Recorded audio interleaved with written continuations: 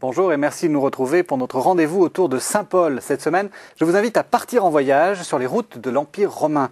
Non pas pour visiter les endroits que Paul a traversés, nous avons déjà consacré une émission à cela, mais pour savoir comment Paul voyageait, quelles étaient les routes de l'Empire romain qu'il empruntait, comment progressait-on par terre, comment naviguait-on. Pour répondre à ces questions très concrètes, je vous propose de retrouver Chantal Régnier. Bonjour. Bonjour. Vous êtes professeur d'exégèse biblique au Centre Sèvres à Paris et vous venez d'écrire un livre, Saint-Paul sur les routes du monde romain, infrastructure, logistique, itinéraire. Donc on est en plein dans le sujet. Alors la première question que j'ai envie de vous poser, c'est, on parle de routes dans l'Empire romain, il y en avait tant que ça. Enfin, c'était important les routes maritimes et les routes terrestres. Voilà, il faut bien préciser. Ah oui, route, c'est pas les autoroutes. Non, bien sûr. Non, mais c'est dans les deux sens. C'était à la fois par terre et par mer.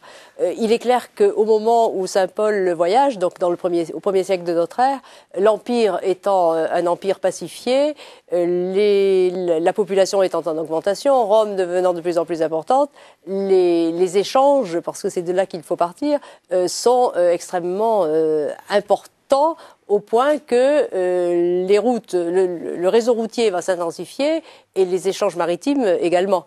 Donc il y a toute une politique de l'Empire pour à la fois maintenir la cohésion de l'Empire et assurer la survie des populations qui vont justement faire en sorte que ces routes vont être à la fois mises en place et entretenues et puis très fréquentées.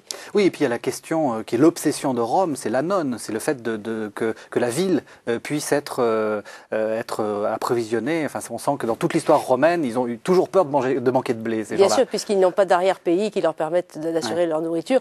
Au temps de Saint-Paul, il y a 1 million d'habitants, il faut les nourrir. Et donc, la nourriture, les produits de première nécessité, le vin, l'huile, et puis les matières premières viennent de tout le bassin méditerranéen. Ouais. Tout est centré autour de Rome? Ou comment ça fonctionne? Les routes, elles sont organisées comment? Alors, bien sûr, il y a les routes que nous connaissons bien en Italie. Donc, il y a plus d'une vingtaine de routes qui partent de Rome et qui progressivement seront de plus en plus reliées avec l'Orient.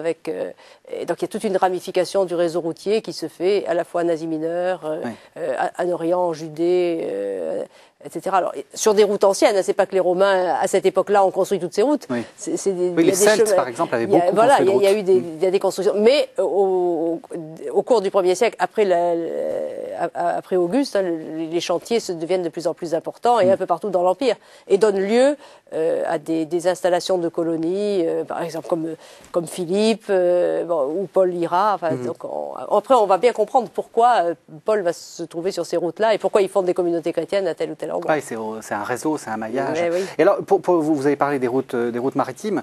Ça fonctionne comment? On navigue comment? Alors, on navigue en fonction, déjà, sans instruments, sans boussole. Donc on suit les côtes? Pas nécessairement. Les anciens savaient pratiquer une navigation à la fois de cabotage ou une navigation hauturière, c'est-à-dire en tournant le dos aux côtes.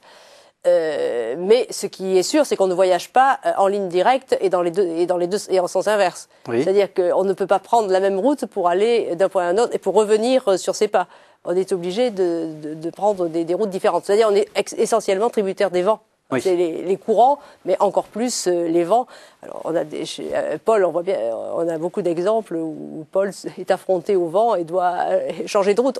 Il n'y a pas de route prédéterminée. Donc, et puis alors, il y a une expression qu'on dit tout le temps, et c'est ma dernière question, on dit la mer est de temps en temps fermée. Ça veut dire quoi? Justement, elle est tributaire des saisons. Lorsque l'anticyclone de Sibérie se heurte aux dépressions de l'Atlantique, il est impossible, on ne peut plus naviguer. Enfin, il n'est plus prudent. C'est pas que c'est interdit, c'est pas que la mer est fermée à clé, mais il